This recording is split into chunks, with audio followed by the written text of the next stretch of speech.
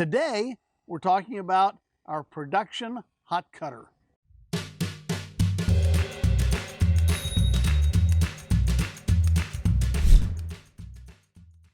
Okay, most of the time the blocks are going to come at least loosely mounted on the pins. But if not, if they're loose, you basically loosen this bottom screw, put it on the pin. You will need a good screwdriver. You have to really bear down.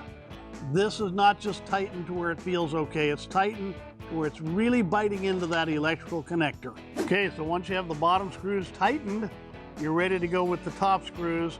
Mount your blade by putting it down into the holes as far as it will go. Then, with your screwdriver,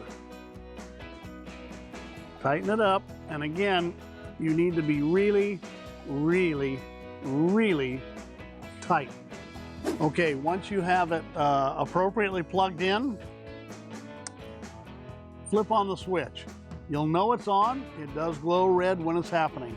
You will also, especially for the first time, you will notice your blade start to heat up and it may smoke while it's burning off the oils that they put on it for shipping.